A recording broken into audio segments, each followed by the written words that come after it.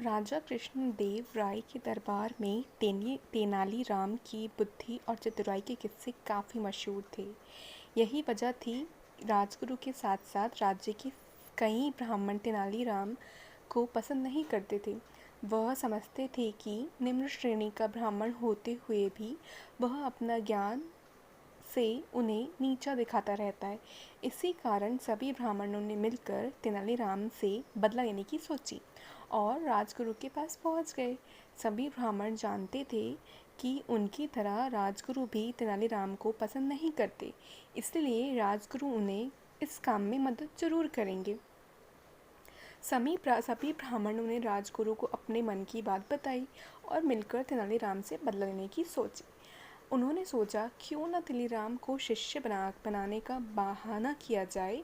शिष्य बनाने के नियमानुसार शिष्य बनने वाला व्यक्ति के शरीर को दागा जाता है। इस तरह उनका बदला भी पूरा हो जाएगा और बाद में सभी उसे निम्न श्रेणी का ब्राह्मण बताकर शिष्य बनाने से इनकार कर देंगे। इससे वो सभी तेनालीराम को नीचा भी दिखा पाएंगे।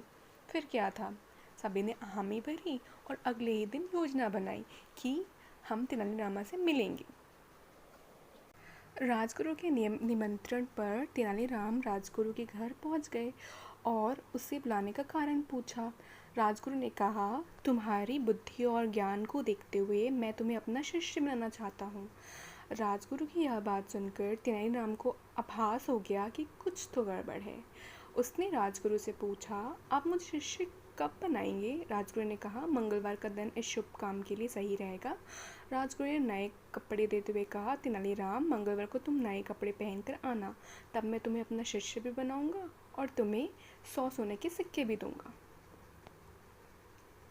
राजगुरु की बात सुनकर तेनालीराम ने कहा, ठीक है, फिर मैं मंगलवार को सुबह आपके घर आ जाऊंगा। इतना कहकर तेनालीराम अपने घर चला गया।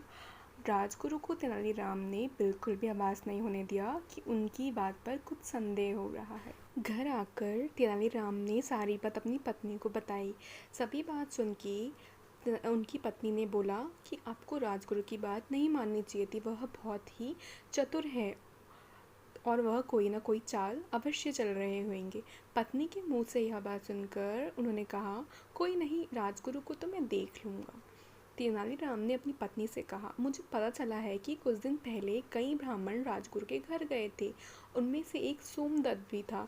सोमदत्त को मैं अच्छी तरह जानता हूँ। वह बहुत ही गरीब है और अगर मैं उसे 10 सोने के सिक्के दूंगा तो वह मुझे बता देगा कि उस सभा में क्या योजना बनी है। फिर अगले ही दिन राजगुरु सोमदत्त के घर गए और उनसे पूछा कि उस दिन सभा में क्या हुआ था। सोमदत्त ने बताने से मना कर दिया कि मैं नहीं बता पाऊँगा। फिर तेनालीराम ने उन्हें 10 सोने के सिक्के दिए और कहा कि अब मुझे बताओ कि उस सभा में क्या हुआ था। तो उन्होंने कहा कि उस समय सोमदत्त ने हर एक बात उन्हें बताई कि यह योजना उस सभा में बनी है। अब तेनालीराम सब समझ चुके थे। अब क्या हुआ, मंगलवार का दिन आया।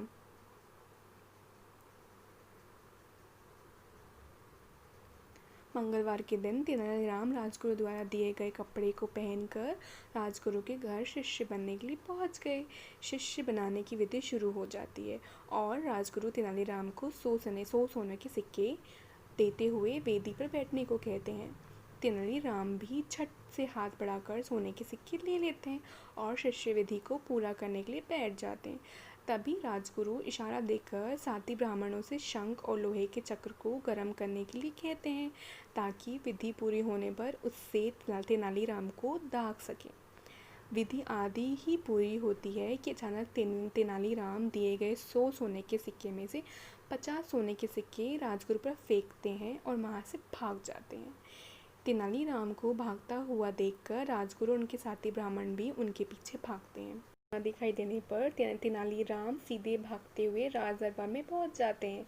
वहां पहुंचकर वह राजा कृष्णदेव राय को बताते हैं कि राजगुरु ने मुझे शिष्य बनाने का निमंत्रण दिया था, मगर मुझे तब याद नहीं रहा कि मैं निम्न श्रेणी का ब्राह्मण हूँ, जो राजगुरु का शिष्य नहीं बन सकता। जब यह बात मुझे याद आई तब आधी विधि पूरी हो चुकी थी, इसलिए मैं राजगुरु द्वारा दिए गए 100 सोने के सिक्कों में 50 सोनों के सिक्के वापस करते हुए वहाँ से भाग आया। फिर भी राजगुरु मुझे जानबूझकर दागना चाहते हैं, जबकि वास्तविकता में मैं उनका शिष्य बन ही नहीं सकता। जब राज दरबार में राजगुरु पहुंचे तो राजा ने उनसे इस बारे में पूरी बात पूछी।